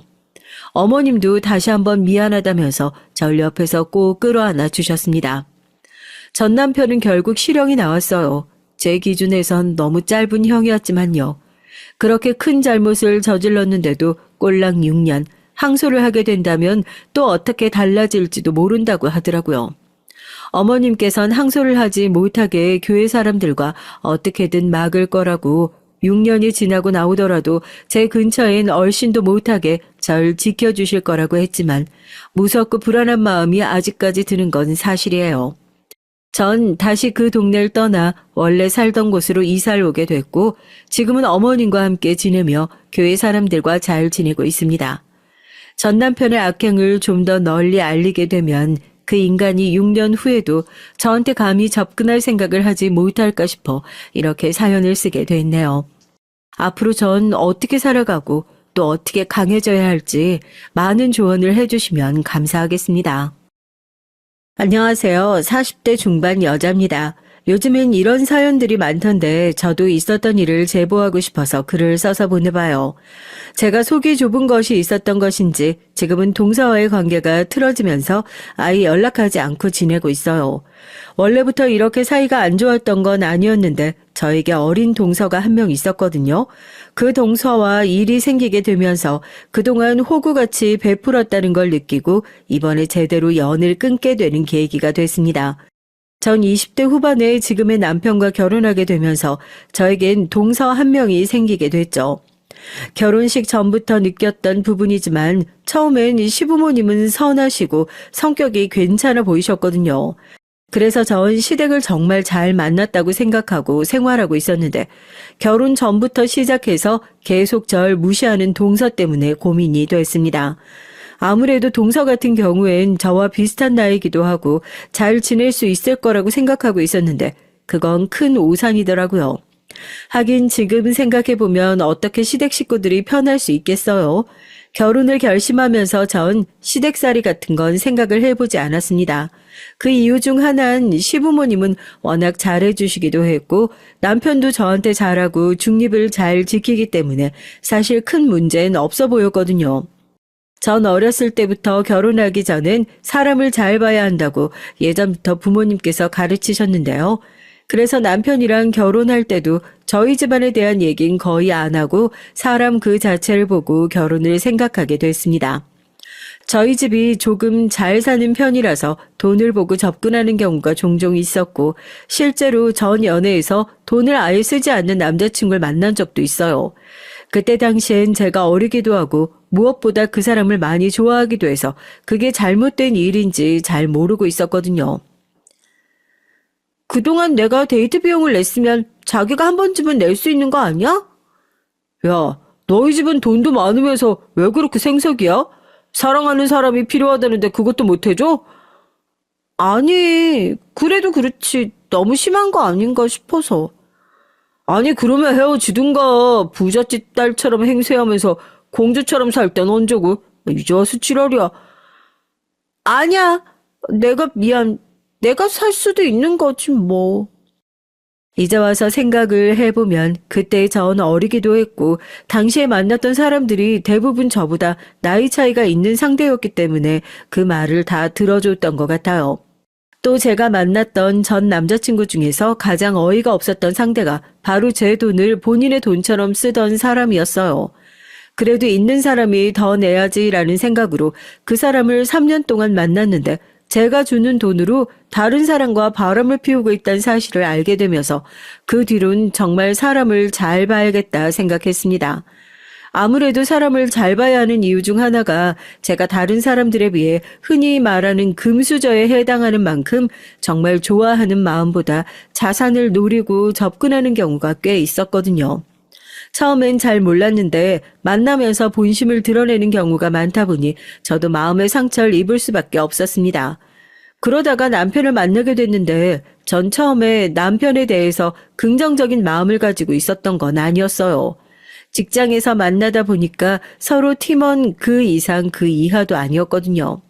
하지만 같이 하는 프로젝트가 늘어나기 시작하면서 자연스럽게 서로 가까워지고 애인이 없다 보니까 퇴근 후에 한 잔씩 하는 맥주가 저희 사이의 연결고리가 되어 주었던 것 같습니다. 남편은 묵묵하고 또 과하게 무언가를 과시하는 사람이 아니라서 그런지 그런 수수함이 더 좋았던 것도 있었어요. 자연스럽게 서로 끌려서 연애하게 되고 그 뒤로 장기 연애가 되면서 자연스럽게 남편에게 저에 대해 어느 정도 오픈을 하게 된 것도 있었죠. 한편으론 오픈을 할 때 혹시라도 전 사람처럼 과하게 무언가를 요구한다든지 혹은 금전적인 부분으로만 절 보면 어쩌나 하는 생각도 있었거든요. 하지만 제 예상과는 다르게 남편은 제가 어떤 집안에서 살았던지 본인과 함께 해주면 된다는 얘기만 하더라고요. 본인에겐 크게 영향을 미치는 부분이 아닌데 혹시라도 본인의 집안이 부족해서 저와 결혼하지 못할까봐 그걸 더 걱정하는 사람이었죠. 하지만 앞서 말씀드렸듯이 저희 부모님께선 사람의 됨됨이를 보고 결혼을 하라고 예전부터 말씀하셨던 분들이기 때문에 그 부분에 있어서 남편은 충분한 사람이었습니다. 그래서 저도 크게 걱정이 되는 건 아니었거든요. 단 제가 걱정했던 건 시댁 식구들이 혹시라도 저희 집안을 알고 무리한 요구를 할까봐 그건 좀 걱정이 됐어요. 하지만 그 당시 남편이 알아서 처치를 받겠다고 얘기를 해주니까 오히려 고마웠던 것 같습니다. 연애를 해오면서 집안이 연애에 영향을 미치는 부분들도 봤고 무엇보다 결혼을 준비하기엔 이런 사람에 대해서 받았던 상처 때문에 그냥 연애만 할까 생각을 하고 있었거든요. 남편을 만나면서 자연스럽게 그 생각에 대한 변화가 생겼고 저도 모르게 저의 모든 부분을 오픈하면서 당시 의지를 많이 하게 됐던 것 같아요. 이전에 만났던 사람들로부터 상처를 받을 때도 집이 잘 산다고 해서 제가 지금 돈이 많은 게 아니기 때문에 그건 부모님의 돈인데 왜 그걸 탐내는지 전혀 이해를 할 수가 없었거든요. 남편도 저희의 힘으로 시작해야 한다면서 그렇게 할 거라면 저한테 걱정하지 말라고 하더라고요. 그래서 저희 부모님께도 인사를 시키고 예비 시부모님께도 저희의 결혼을 허락받기 위해서 각자 부모님께 약속을 잡고 인사를 드리러 다녔습니다. 어머니 안녕하세요. 말씀 많이 들었습니다. 현태 씨 만나고 있는 지혜라고 해요. 반가워요. 저도 얘기 많이 들었어요. 아이고 참하고 예쁘네. 감사합니다. 어머니 식사는 입에 맞으세요? 아이고, 입에 맞네요. 그래, 결혼은 언제쯤 한다고? 당신도 얘기 좀 해봐요. 아이고, 둘이 좋으면 하는 거지. 난 좋다. 지혜도 참하게 보이고, 둘 다 좋다면 언제든지 일정 맞춰 보거라. 그래, 둘이 사는 건데 뭐. 다음번엔 정식으로 우리 애들도 소개해주마. 어머니 아버지가 좋아해 주실 줄 알았어요. 감사합니다. 좋게 봐주시니까 감사합니다. 일정은 곧 말씀드릴게요. 다행히 시부모님께서도 좋게 봐주시고 걱정했던 것보다 잘 넘어갈 수 있었죠. 오히려 저희끼리 잘 살면 된다고 하시는데 감사하더라고요. 사실 요즘엔 이것저것 따지는 분들도 많다 보니까 저도 모르게 걱정이 됐던 부분이 있었거든요. 하지만 제가 생각했던 것보다 시부모님께선 훨씬 더 좋은 분들이었고 남편도 왜 그렇게 바르게 클 수 있었는지 느껴졌습니다. 남편도 저희 부모님을 만날 때 긴장을 엄청 하긴 했지만 저희 부모님께서도 남편의 첫 이상부터 시작해서 예의가 바른 부분을 칭찬해 주셨어요. 그렇게 양가 부모님이 허락받고 결혼을 준비하는 과정에 있어서 저희는 크게 집과 혼수의 문제를 두고 고민을 해봤죠. 저희는 저희의 뜻대로 양가 부모님께 도움을 요청하는 것보다 저희가 할 수 있는 선에서 구하는 게 낫다는 생각이 들어 바로 예산을 두고 서로 대화를 나누어 봤어요. 아무래도 제가 더 가져갈 수 있는 돈이 많다 보니 제 명의로 아파트를 하나 사기로 했습니다. 위치는 경기도가 더 좋을 것 같아서 전 평소 부동산에 관심이 많았던지라 조금 더 시세가 오를 수 있는 곳을 위주로 찾아보게 됐어요. 남편은 이런 부분은 잘 모른다면서 저한테 전적으로 맡기겠다고 했고 저도 그렇다면 꼼꼼하게 알아보고 정하겠다고 얘기를 하니까 남편이 든든하다면서 오히려 좋아해 주더라고요. 그래서 그 뒤로 예산을 잡아보니까 한 4억 정도 되는 아파트는 무리 없이 들어갈 수 있을 것 같았는데요. 대출을 끼는 것보단 저희가 감당할 수 있는 선에서 하는 게 좋을 것 같다는 생각이 들어서 경기도 지역의 아파트를 매입하기로 했습니다. 그래서 그 뒤로 예산을 잡아보니까 한 4억 정도 되는 아파트는 무리 없이 들어갈 수 있을 것 같았어요. 결혼 전엔 미리 동서를 만나보면 좋을 것 같아서 자리를 마련했는데 동선 왠지 제가 마음에 안 든다는 듯이 행동을 하더라고요. 하지만 한번 보고 상대방을 판단하는 건 아닌 것 같아서 그냥 잘 지내보자는 마음으로 결혼을 하고 난 뒤에도 연락을 꾸준히 드렸던 것 같아요. 시부모님도 좋으신 분들이고 저도 일이 잘 되면서 결혼 생활은 별다른 문제가 없었어요. 남편도 저한테 너무 잘해주고 행복한 결혼 생활이 꾸준히 이어질 줄 알았죠. 사실 결혼이라는 게 맞춰가야 할 부분들이 있다 보니 트러블이 생길 때도 있는데 남편이랑 저랑 그런 부분이 없어서 더 편하게 생활을 했거든요. 하지만 트러블이 난다고 하면 대부분 동서 때문에 기분이 상하는 일이 많아서 그거 하나 빼고는 다 괜찮았어요. 저도 사람이 누구나 다 절 좋아할 순 없지만 저 싫어하는 이유도 모르고 제 미움을 당하는 게 생각보다 억울한 일이더라고요. 그렇다고 해서 따질 수 있는 것도 아니고 남편도 그냥 신경 쓰지 말라는 얘기를 하니까 최대한 신경을 안 쓰기로 했어요. 결혼식 이후엔 저희가 매입해둔 건물에 들어가서 생활을 했어요. 이사를 하고 자연스럽게 집들이를 하는 과정에서 왜 절 그렇게 싫어했는지 알겠더라고요. 동서와 서방님이 저희 집에 왔는데 동선 집에 오자마자 집이 너무 작다는 둥 이게 몇 억짜리 아파트인지부터 시작해서 저희 집을 평가하기 시작했습니다. 사실 그런 부분에 있어서 이해가 가지 않았는데 알고 보니까 얼마 전에 동선 강남에 30억 아파트를 매입했다고 하더라고요. 근데 그건 저도 할 수 있는 일이었는데 그냥 도움을 받고 싶지 않아서 저희 스스로 했던 거거든요. 뭔가 이 부분에서 사람을 집으로 평가한다는 느낌이 들었어요.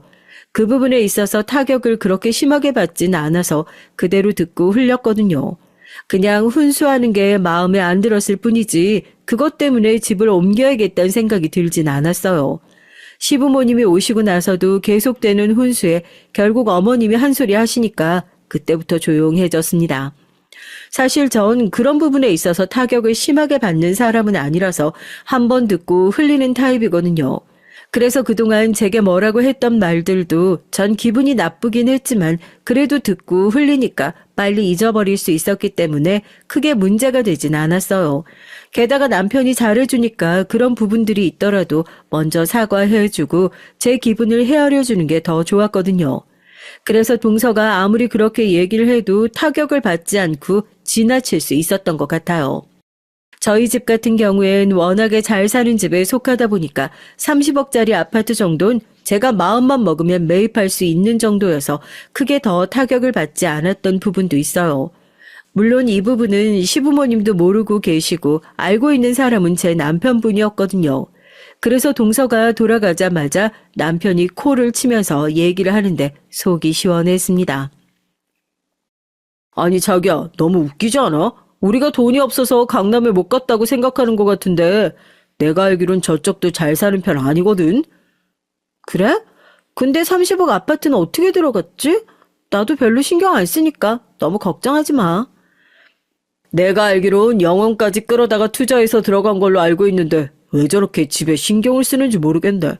아무튼 오늘 고생했어. 자기 내가 설거지 할 테니까 푹 쉬어. 고마워 여보. 또 저희가 잘 산다는 것을 알려야 할 필요를 느끼지 못했던 만큼 다른 사람에겐 굳이 저희 집안에 대해서 더 알리진 않았는데요. 그렇게 생각을 하고 살아왔는데 얼마 전에 제가 가족 기업을 하게 되면서 자연스럽게 알려드렸어요. 저희 시부모님은 앞서 말씀드렸다시피 저에게 너무 잘해주시는 분들이라서 한 번은 저희 부모님 댁에 초대한 적이 있는데요. 그동안 집을 공개하고 싶지 않아서 본가에선 보지 않았고 밖에서 항상 식당을 예약해서 만났어요. 처음 저희 본가를 보신 시부모님께선 깜짝 놀라셨죠. 하지만 티를 내지 않으시고 오히려 편하게 대해주시더라고요. 저희 부모님과 시부모님이 만나서 본가에서 얘기를 나눌 때 조심스럽게 아빠가 먼저 말씀을 꺼내셨어요. 사부인 어떻게 생각하실진 모르겠지만 제 딸은 앞으로 제 기업을 이어갈 나이입니다. 그렇다 보니 앞으로 일로 바빠지면서 가정에 소홀할 수도 있는데 그 부분은 제가 잘 일러서 김서방한테 너무 부담 안 되도록 하겠습니다. 기업을 운영하게 된다니요? 아우 완전 처음 듣는 얘긴데 그게 사실이니 세아가? 아마도 그렇게 될 것 같아요. 관리하시는 게 워낙 많으시다 보니까 이 부분도 처음 말씀을 드리는데 아무래도 정확한 게 아니라 그동안은 말씀을 못 드렸어요. 아유, 그런 일이 있었구나. 우리는 그 돈이 우리 돈이라고 생각하지 않는단다. 걱정 말고 잘 교육받아서 기업 이어나가렴. 그래, 그냥 네가 운영하면서 사는 게 낫지. 현태는 그런 부분에선 꽝이라 축하한다. 모두 이해해 주시니 감사합니다. 다행히 어머님 아버님께서도 딱히 큰 문제라고 보시지 않으셨고 저도 이런 부분을 어느 정도는 계획하고 있던 부분이라서 시부모님께는 말씀드리고 싶다는 생각이 있었거든요. 다행히 아빠가 잘 말씀을 해 주셔서 좋았죠. 저희가 가족 기업이다 보니 원래는 오빠가 물려받기로 했었는데 오빠는 본인의 사업이 잘 되다 보니 자연스럽게 손을 놓더라고요. 저도 독립을 해서 따로 사업체를 차리려고 했지만 이왕이면 엄마가 계속 이걸 이어갔으면 하시는 부분이 있어서 사업을 제가 하기로 했습니다. 그러다 보니 받게 되는 자산도 자연스럽게 늘어나게 됐는데 사실 그 부분은 과시하고 싶었던 건 아니었어요. 얼마 전에 동서를 만나면서 또 절 조정하는 것을 듣고서 시어머니께서 기겁을 하면서 동서의 입을 막았죠. 이 집에 올 때마다 느끼는 거지만 이게 4억이나 한단 말이야? 이런 집에서 어떻게 살아? 진짜 내가 생각해서 하는 말인데 나중에 애 낳고 그러면 학세권이 얼마나 중요한데 또 강남권에서 공부시켜야 대학도 잘 가는데 그런 부분까지 생각 안 하고 매입을 한 거야? 아직 아이도 없고 사실 여기가 경기도 외곽에 있긴 하지만 서울까지 가는데 문제가 없어서요. 요즘 교통편도 잘 되어 있고요. 아니지. 강남권에 있는 애들이 경기도권의 애들과 같이 공부하는 건 말이 안 되지 않아? 수준 떨어져서 뭐 같이 공부할 수 있겠어? 아니, 그러면 제가 지금 경기도 외곽에 산다는 이유만으로 태어나지도 않은 제 아이가 수준 떨어진다, 이런 얘기 들어야 되나요?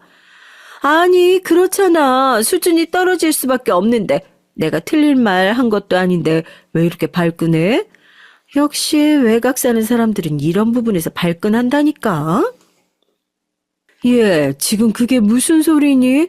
아, 네 동서는 받을 자산만 해도 어머니, 괜찮아요. 하루 이틀도 아니고 30억짜리 집 산다고 자랑할 수 있을 때 많이 해야죠.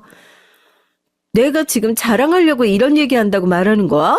동서 진짜 그렇게 안 봤는데 사람 뼈 때리는데 뭐 있네? 아이, 솔직히 그동안 무시해온 건 동서인데 왜 제가 이 말도 못해요? 둘 다 그만해라. 좋은 자리에서 왜 둘이 싸우고 있니? 너도 지혜 그렇게 무시하지 마. 그럴 사람 아니니까. 대화는 시어머니께서 중단해 주신 덕분에 더 하진 못했지만 아무래도 제가 외곽에 산다는 이유로 그동안 절 무시했던 것 같다는 생각이 확 들었어요.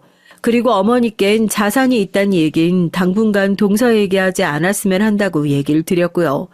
생각해보니까 처음에 집을 산다고 했을 때도 제가 4억짜리 집이라고 하니까 코웃음을 쳤던 게 기억이 나더라고요. 근데 사실 4억도 요즘 집값으로 치면 저렴한 편이긴 한데 서울권에서 살려면 살 수 있거든요.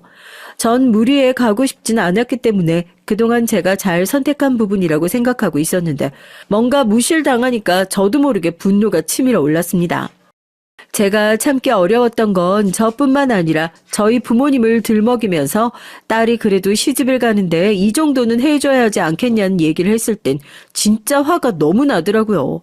그렇잖아요. 저만 건드린 것도 아니고 가족까지 평가하니 참을 수가 없었습니다.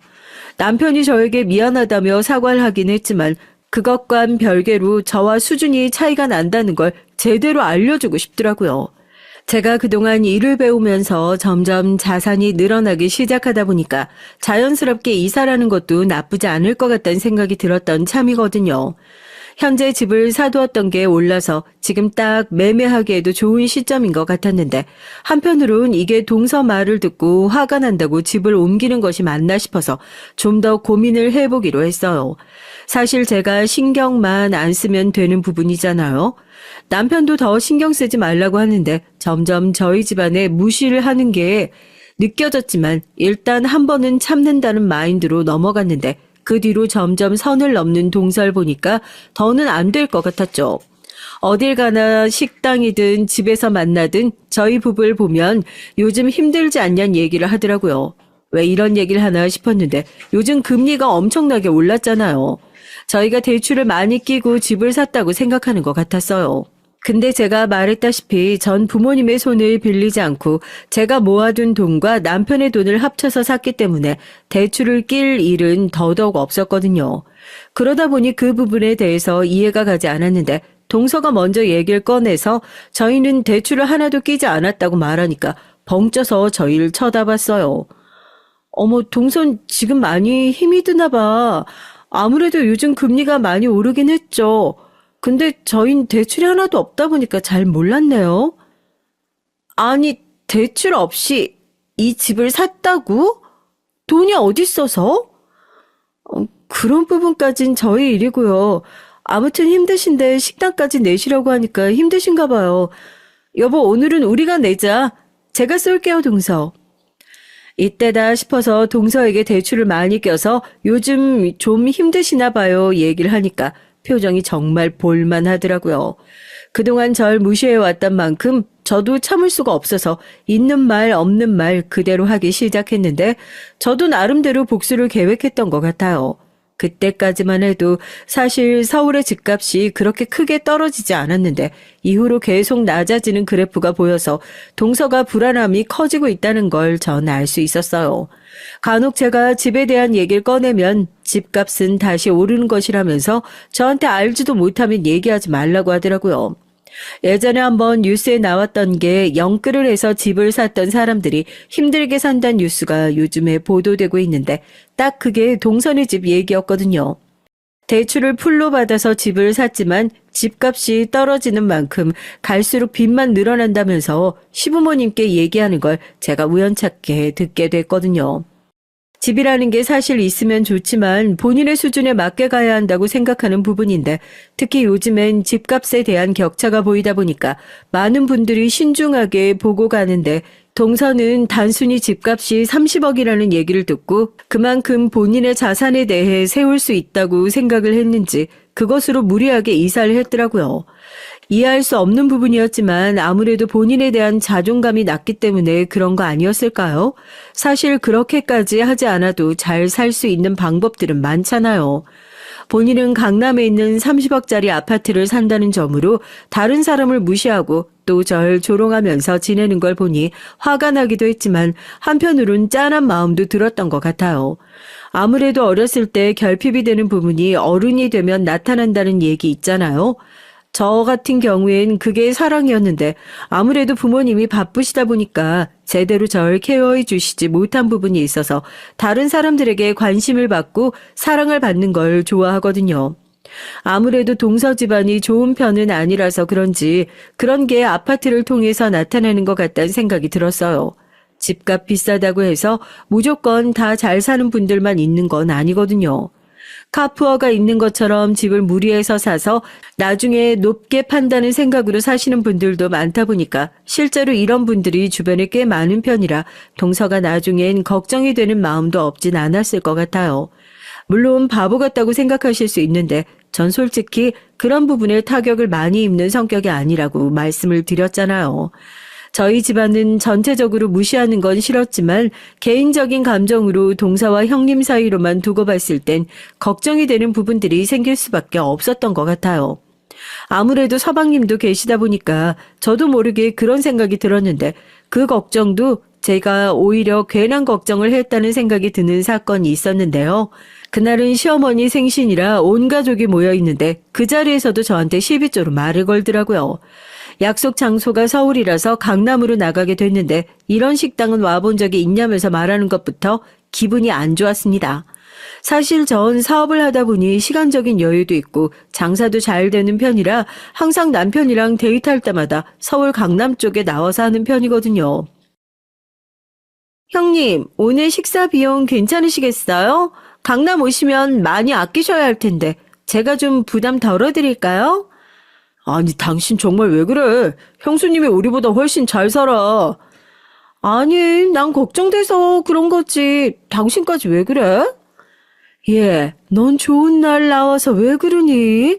동현이 말대로 지혜가 얼마나 잘하고 참한데, 전부터 왜 그렇게 못살게 구는 거야? 손아래 사람답게 깍듯이 모셔야지. 알지도 못하면서 저희 생활에 대해 너무 낮게 평가하는 걸 듣고 난 뒤론 저도 모르게 표정이 안 좋아지는 게 느껴졌는데 시어머니가 나무라시는 모습을 보니까 한마디 해야겠더라고요.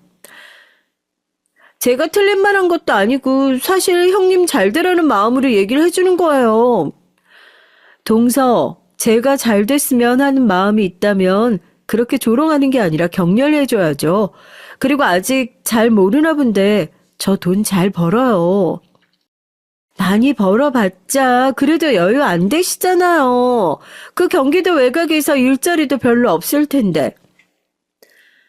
네 동서 받을 재산만 해도 200억이 넘는데 언제까지 번데기 앞에서 주름 잡는 얘기할 거야? 제발 정신 좀 차리고 너나 힘들다고 나한테 얘기하지 말렴. 어머니, 여기서 그런 얘기가 왜 나와요? 그리고 재산 받는 거 확실해요? 그렇게 많은 돈을 받을 거면 형님 옷차림부터 달라져야 하는 거 아닌가? 제발 그만 좀 하라며 언제까지 그럴 거냐고 말하는 시어머니를 향해서 동선 제가 틀린 말을 했냐며 받아치더라고요. 참다 못한 어머니가 재산을 받는다고 얘기를 하니까 믿기지 않는다는 듯이 제 옷차림과 명품이 없다는 점을 지적하면서 저한테 믿을 수 없다고 얘기를 했어요. 사실 여러분들이 잘 아시겠지만 진짜 돈이 많으신 분들은 따로 명품을 사지 않는 분들이 꽤 있는데 저도 딱히 욕심이 없어서 그런지 가끔 모임에 들고 나갈 거 하나밖에 없거든요. 그런 부분을 두고 얘기를 하니까 코를 납작하게 밟아주고 싶다는 생각이 들어서 그 뒤로 남편과 백화점에 다니면서 이리저리 쇼핑했던 것 같아요. 사실 저도 어떻게 보면 이런 부분들이 성숙하지 못한 행동이었던 것 같긴 한데 계속해서 절 조롱하고 무시하는 건 참을 수가 없겠더라고요. 남편도 처음엔 계속 절 위로해주더니 나중엔 안 되겠다면서 코를 납작하게 밟아주고 싶다고 얘기를 하니까 열심히 명품을 사고 또 그걸 과시하면서 SNS에 올리니 반응이 바로 왔어요. 제가 원래 SNS를 활발하게 하는 편은 아닌데 스토리와 게시글을 올리면서 명품 쇼핑을 하는 사진이나 해외여행을 다녀온 걸 올리니까 배가 아팠는지 저한테 메시지로 그렇게 무리해서 되냐는 식으로 말을 하더라고요. 문제가 될 것 없다고 얘기해도 그래도 4억짜리 집에 사는 사람이 그렇게 과하게 소비하면 안 된다면 얘기라는 걸 보고 기가 막힐 수밖에 없었어요. 남편이랑 쇼핑몰을 다니면서 사실 이렇게 쇼핑하고 다니니까 전에 몰랐던 쇼핑 욕구가 계속해서 올라오고 즐거움을 찾게 되더라고요. 이러한 생활을 즐기기 시작하니 저희도 저희에 맞는 생활을 하기 위해서 그동안 취미 생활도 해보고 쇼핑도 해봤지만 그렇게 과소비한다고 좋아지진 않았어요. 보이는 부분만 생각한다면 사실 이렇게 사는 것도 괜찮죠. 하지만 저희가 생각했던 삶이랑은 다른 방향이라서 나중엔 자연스럽게 명품을 사는 것도 멈추고 가지고 있는 것으로 만족하게 되더라고요. 더 이상 글이 올라오지 않으니 동서는 저를 저격하는 글을 하나 올렸어요. 돈 떨어지니 이젠 아무것도 못하는구나 말이죠. 웃기기도 하고 사람이 어쩜 저럴까 싶어서 어떻게 하면 저 높은 코를 밟아줄 수 있을지에 대한 고민을 하기 시작했죠. 가장 좋은 건 아무래도 집값이 떨어지는 중인 만큼 그 부분을 계속 언급하는 것이었습니다. 동서 잘 지내죠? 안 그래도 요즘 강남에 집값이 많이 내려갔던데 요즘 시세는 얼마나 해요? 떨어지긴 뭘 떨어져요. 다시 오를 거예요. 지금도 30억대 돌고 있거든요. 아, 그래요? 전 집값이 많이 내려갔다길래 걱정돼서 전화했죠. 정말 정도 아니라면 저도 그냥 마음 놓고 있을게요. 쉬세요. 그 뒤엔 동서가 어차피 사지도 못할 걸 왜 물어보냐는 식으로 계속 얘기를 하며 성질을 내면서 전화를 끊더라고요. 사실 제가 가지고 있던 건물들은 모두 오르는 중이라서 크게 영향을 받지 않고 있었는데 동서가 사는 집을 검색해보니 꽤 많이 떨어졌더라고요. 전 사실 동서를 그렇게까지 약 올리려고 할 생각은 없었지만 제가 그동안 당한 걸 생각하면 이 정도는 아무것도 아니란 생각이 들더라고요. 그 뒤로도 절 조롱하는 말을 한다면 저도 되받아치면서 나름대로 절 잘 보호하고 있다고 생각했는데 제대로 복수를 시작한 건 바로 지금부터였어요. 예전부터 집값을 운운하던 동서가 한마디도 없이 집에 가고 제가 뭘 물어봐도 대답을 회피하는 등 절 피하는 느낌이 들어서 이상하다 싶었거든요. 그래서 이번에 시어머니께 물어보니까 알고 보니 동서가 30억 아파트를 가지고 있던 게 거짓말이었어요. 사실 전 어느 정도 예상은 하고 있었거든요. 집들이 하려고 하면 피하고 집문서라든지 뭐 아는 게 거의 없다 보니까 뭘 물어봐도 네가 찾아보라는 얘기뿐이지 매매와 관련된 부분에 대해 물어보면 이상하게 회피하는 느낌이 들었는데 그게 다 이유가 있던 거더라고요. 전 30억 아파트에 들어갔다고 하니까 동서와 서방님 벌이가 좋은 편인 줄 알았는데 그게 아니라 일개 회사 사원일 뿐이었죠. 즉 숨만 쉬어도 이자가 나가기 때문에 더 힘든 생활을 할 수밖에 없었던 것이었습니다. 아무리 동서가 옆에서 절 조롱해도 서방님은 저에게 딱히 얘기하지 않고 오히려 그만하라는 얘기를 했었거든요. 서방님을 생각하면 그동안 참고 있던 것도 있었는데 얼마 전 제대로 복수를 하게 되는 일이 있었어요. 동서가 뭔가 이상함을 눈치챘는지 저한테 연락해서 집에 놀러 오라는 말을 먼저 하더라고요. 그래서 미리 일정 알려주면 가겠다고 하니까 들려오는 대답으론 본인들이 이사를 할 준비를 하고 있어서 나중에 이사 갈 때 보탤 수 있게 현금으로 줬으면 한다고 얘기를 하더라고요. 그건 아닌 것 같다며 제품으로 주겠다고 말하니까 고가의 제품을 골라서 그대로 주문해 줄 수 있었는데 주소가 경기도더라고요. 그렇게 절 조롱하면서 무시했던 사람이 경기도권으로 데려온다고 하니까 어찌나 웃기던지. 게다가 그 시점에서 저희가 하던 일이 잘 돼서 강남권으로 이사를 가게 됐거든요. 말 그대로 전세 역전이 되는 상황이었어요. 저희 집을 시세보단 더 저렴하게 들어온 편이라서 양도세를 조금이라도 줄여보기 위해 시세를 많이 높이진 않았는데 다행히 이득은 보고 처분할 수 있었어요. 저희도 이사를 준비하다 보니 같은 시기에 집들이라고 하게 됐는데 동선 저희 집 주소를 보고 굉장히 놀래더라고요. 저희가 이번에 이사한 집은 원래 동서가 거주하고 있던 아파트인데 더 고층의 평수도 넓은 곳으로 이사를 가게 됐거든요. 사실 그렇게까지 할 필요는 없었는데 미래를 생각해서 조금 더 넓은 집으로 가게 되면서 이건 복수의 기회라고 느꼈던 전 그 집을 바로 매입하고 동서를 초대하면서 집안의 명품을 따로 보관하는 드레스룸도 만들어두고 호화로운 생활을 하는 걸 한눈에 볼 수 있게 만들어 두었습니다. 누가 봐도 부러워하는 환경을 만들어 두다 보니까 자연스럽게 저도 동서의 표정이 궁금해졌던 것 같아요. 아무래도 절 그렇게 무시했던 사람이라서 그런지 더는 신경을 썼던 것도 있거든요. 본인은 경기도로 가야 하는데 전 강남으로 이사를 왔으니 배가 아플 수밖에 없는 부분이라서 얼마나 부러워할지 생각을 해보게 됐습니다. 저도 이렇게까지 복수할 생각은 없었는데 의도하지 않게 상황이 이렇게 되면서 자업자득이라는 단어도 생각이 났던 것 같아요. 아무쪼록 집들이 날이 되고 그날은 이상하게 서방님만 저희 집에 오셨더라고요. 그래서 동선 어디에 있냐고 물어보니까 이번에 아파서 못 왔다고 말씀을 하시는데 사실 전 그 말을 믿지 않았어요. 당연히 배가 아파서 못 왔을 거라고 생각하고 있었는데 그게 맞더라고요. 우연히 밖에서 통화하고 있는 서방님의 목소리를 들을 수 있었거든요. 당신 정말 이렇게까지 해야 할 일이야? 이게 얼마나 무례한 짓인데 그동안 당신이 형수한테 했던 걸 생각해봐. 이제 와서 뒤로 숨는다고 숨어질 것 같아? 아니, 쪽팔린 걸 어떡해. 그동안 우리가 강남에 살았던 것도 거짓말이고 또 그걸 모든 걸 알게 된 순간부터 날 얼마나 무시하겠어. 형수가 당신 같은 사람인 줄 알아? 그러니까 그동안 형수한테 잘해주지 왜 걔란 자존심에 네가 숨어야 하는 상황을 만들어버려. 아, 몰라. 짜증나니까 연락하지 마. 통화를 듣고 나니까 마음이 더 싱숭생숭해지기도 했어요. 하지만 사실 제가 피해야 하는 사람은 아니잖아요. 오히려 그동안 일에 대한 사죄를 받고 싶어졌죠. 이번에 이사를 준비하면서 신경을 많이 쓴 것도 맞지만 그동안 제가 받아야 했던 자산들을 다 받으면서 앞으로는 일도 안 하고 편하게 살 수 있는 환경이 됐거든요. 그래서 전 저만의 호화로운 생활을 즐기면서 그걸 그대로 SNS에 올리기 시작했습니다. 아니나 다를까 동선 저한테 돈이 있다고 그렇게 막 쓰면 안 된다고 연락을 해오더라고요. 사실 이 정도까지 했으면 정말 불쌍한 사람은 동서가 아닐까 싶어요. 저한텐 전혀 타격이 없는 일이었거든요. 제 돈을 제 마음대로 쓰는 것인데 계속 신경을 쓰니까 신경 쓸 정도는 아니라고 말하니 어버버 하고 있다가 그렇게 쓰면 허세라면서 말을 하더라고요. 그리고 원래 서방님과 동선 둘이 함께 얘기하다 얼마 전에 가게로 오픈했다는 정보를 듣고 나선 개업을 했을 때 찾아갔어요. 이왕 사업으로 시작한 일 저도 가서 보탬이 되고자 하는 마음도 있었고요. 근데 여기서 중요한 점은 동업을 시작한 곳이 제 건물이라는 것이에요. 가게를 찾아가니까 동선 어떻게 알았냐면서 동서가 저한테 노발대발하며 윽박지르기 시작했어요. 형님, 여긴 어쩐 일이세요? 개업 축하해주려고 왔죠. 가게 잘 꾸며뒀네요.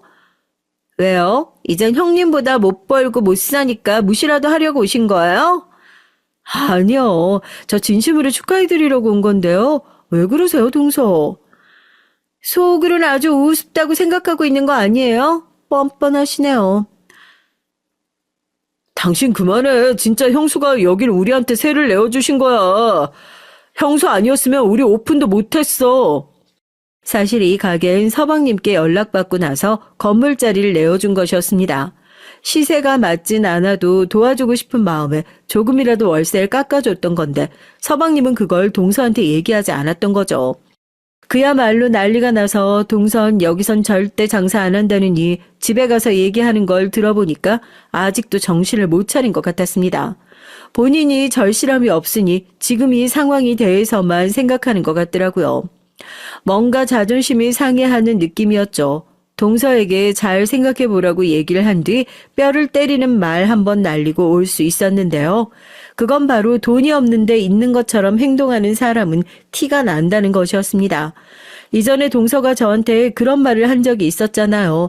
옷차림도 그렇고 가방도 명품이 없으니 전 못 버는 사람이라고 말이죠. 기가 차는 말이긴 하지만 지금 동서의 모습을 봤을 때 겉으로는 명품으로 치장하고 있지만 그 속은 껍데기밖에 없는 사람이라는 걸 알게 됐어요. 서방님은 저에게 미안하다고 얘기를 했지만 마음도 어떤 마음인지 공감이 안 가는 건 아니라서 그냥 두라고 했죠. 사실 저에게 있어서 복수란 그 사람을 처참하게 만드는 것도 복수 중 하나라고 생각을 하는 사람이라서 동서에겐 충분히 했다고 생각하거든요. 집에 와서 쉬고 있으니 동서에게 전화가 왔습니다. 전 또 어떤 말을 할까 싶어서 미리 마음의 준비를 하고 있었는데 제가 생각했던 것보다 다른 얘기가 나오더라고요. 미안해요. 형님, 제가 그동안 형님한테 잘못했어요. 동서, 왜 사과를 해요? 그동안 형님이 너무 부러운 마음에 그랬어요. 용서해 주세요. 그동안 돈 없다고 조롱할 때는 언제고 본인이 밑으로 낮아지니까 이제서야 제 기분이 느껴지시던가요? 죄송합니다. 그동안 제가 서운하게 했던 점이 있다면 사과드릴게요. 죄송해요. 이번에 받은 사과는 마지못해서 하는 사과가 아니라 본인을 자존심을 다 내려놓은 사과였어요. 그래서 계약은 계속해 주기로 하고 상가 자리를 뺏는 건 안 하기로 마음을 먹게 됐죠. 제가 가지고 있었던 상가 자리 중에서 가장 좋은 것을 내어준 것이기 때문에 시세 자체도 차이가 나지만 아마 동서도 갈수록 장사가 잘 되는 걸 느끼고 여기는 잘 지켜야 한다고 생각했을 거예요. 그동안 기가 셌던 동서와의 싸움이 드디어 막을 내린 것입니다. 사실 전 타격을 많이 받지 않는 편이기도 하고 그동안 물론 기분이 안 좋긴 했지만 동서의 꼬리를 제대로 밟아주면서 사태가 끝날 수 있었습니다.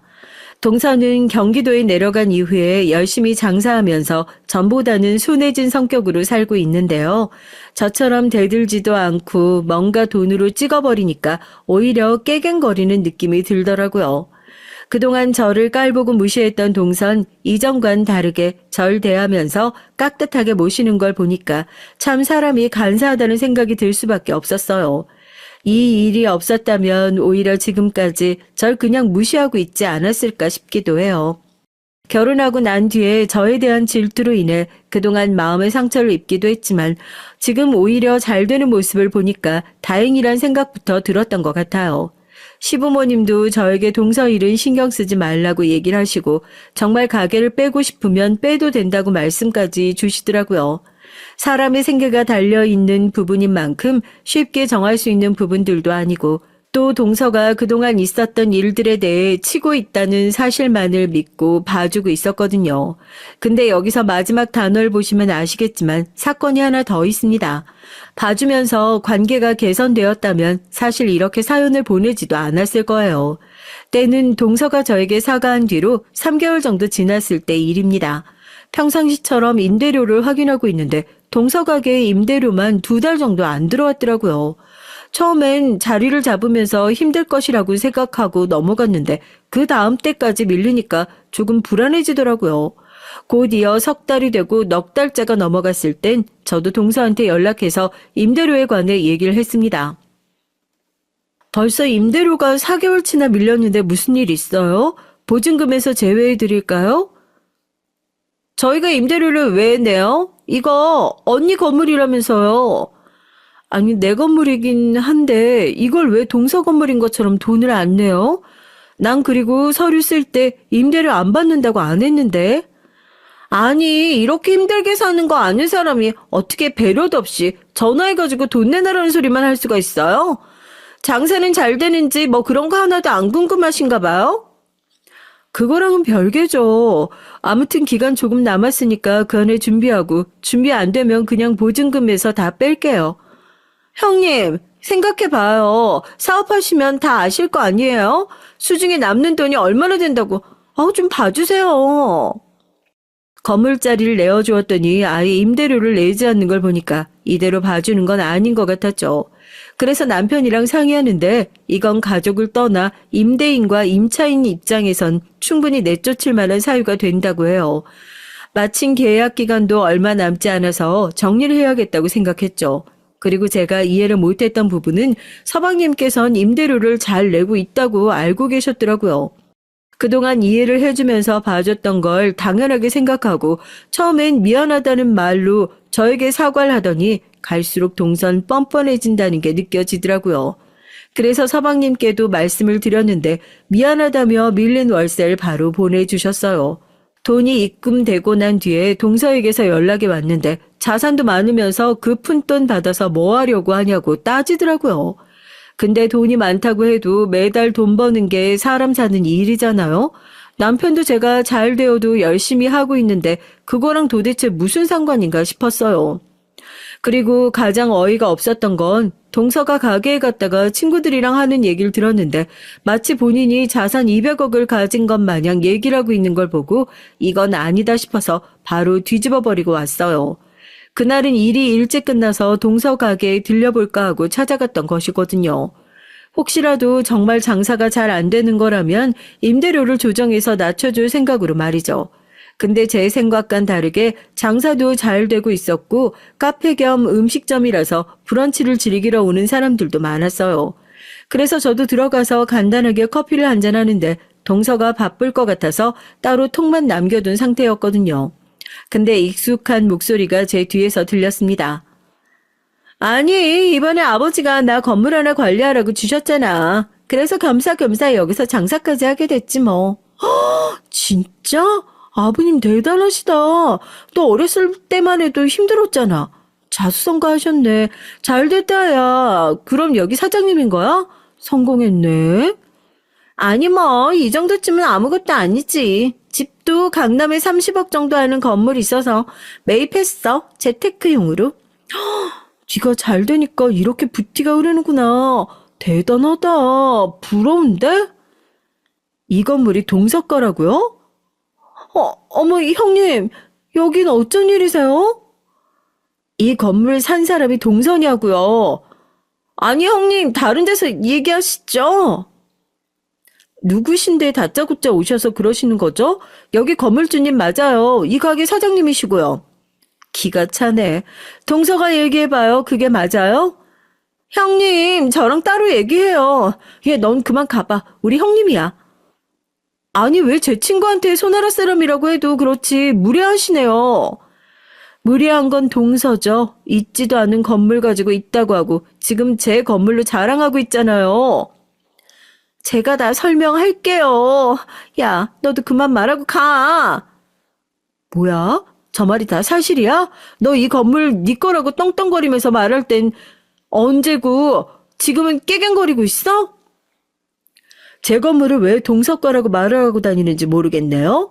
오늘 와본 것도 임대료가 너무 밀려서 온 건데 서방님은 주셨다고 하고 돈이 다 어디로 가는 거예요? 게다가 장사도 잘 되는데 이해가 안 되네요. 죄송해요, 형님. 뭐야, 진짜. 너 예전부터 좀 세야하다 했는데 리플리 증후군 같은 거야? 소름 끼친다, 진짜. 그동안 모임에서도 잘난 척 엄청 하더니 그냥 말하는 대로 믿은 내가 등신이지. 나 간다. 동선 부들거리며 저에겐 사과했고 친구분들은 저에게 죄송하다며 무례했다는 것에 대해 사과를 하고 가셨어요. 동서에게 차근차근 물어보니 제가 너무 부러웠고 그리고 주변 사람들에게 사랑을 받는 게 질투가 나서 그런 거라고 합니다. 그렇다고 해도 사람을 그렇게 하면 안 된다는 얘기를 하니까 알지만 본인도 잘 안 된다더라고요. 그래서 임대료는 어떻게 했는지 물어보니까 제가 알기론 유흥 쪽으로 다 사용한 것 같았어요. 절 그렇게 깔보고 또 제 것은 본인의 것처럼 얘기를 하는 동서를 보니 사실 더 만나야 할 이유를 느끼지 못했죠. 나름 저도 시댁 식구라서 챙기고 싶은 마음에 제가 손해를 보고 또 나름대로 복수를 한 뒤에도 안타까운 마음에 챙겼던 것이 있었거든요. 이후에 더 이상 봐주는 부분 없이 다시 계약서를 써야 할 때도 임대료를 높이려고 생각하고 있었어요. 동서가 잘못한 부분인데 서방님까지 피해를 봐야 하는 거라고 사실 고민이었거든요. 그냥 계약 기간이 다가올 때까지 생각을 해봐야 하나 했는데 얼마 전에 서방님께서 이혼하겠다고 하셨어요. 온 가족이 모인 상태에서 말을 했는데 그날은 동서가 오진 않았거든요. 그래서 무슨 일인가 하고 들어보니 저와 그 사건이 있었던 날 이후에도 본인 건물처럼 하고 또 임대료를 어디다 썼는지 알게 됐는데 그게 바로 호스트바에 가서 쓴 것이었죠. 다른 남자들을 끼고 술을 마시고 미혼인 척을 하면서 여러 남자들을 만났다고 하는데요. 당황스럽기도 하고 동서가 그랬다는 게 믿어지지 않았습니다. 그래서 이 증거들을 가지고 이혼을 한다고 하셔서 가게도 정리를 할 예정이라고 하시니 전 그럼 서방님께 남편이 하는 일을 추천드렸죠. 남편도 얼마 전에 일을 하다가 회사에서 독립을 하고 사업을 시작해서 같이 하면 좋을 것 같았거든요. 동선 그날 이후로 볼 수 없었고 저에게 익명으로 오는 채팅이 거의 저에 대한 조롱이었는데 바로 동서라는 걸 알 수 있었습니다. 내용도 절 저격하는 내용이고 또 이혼 이후엔 더 정신을 못 차리고 사는 것 같아서 그것도 명예훼손으로 고소를 하게 됐어요. 사실 전 그렇게까지 일을 크게 만들 생각은 없었는데 참아주니까 계속 보내는 게 짜증이 나더라고요. 서방님도 이번에 이혼하고 나신 이후에 자산 분배 때문에 고민이 많으셨는데 그 집을 가지고 대출도 받았고 여러 문제들이 있어서 쉽진 않으셨다고 해요. 이래서 사람은 정말 잘 만나야 한다고 생각하는데요. 잘 버는 사람도 있지만 본인 스스로가 만족할 수 있는 생활을 하는 게 더 중요하잖아요. 동서도 본인의 상황을 인지하고 무조건 좋은 집에서 사는 게 좋은 것이 아니라 사람과의 관계를 더 깊게 생각했다면 지금 이런 상황까진 오지 않았을 것 같다는 생각이 듭니다. 동선 이혼 이후에도 열심히 SNS에는 괜찮은 척 또 명품으로 치장하면서 사는 삶을 사는 것 같았는데요. 저희 가정엔 축복처럼 아이가 찾아와서 그 뒤로는 어떻게 사는지도 관심을 가지지 않고 있어요.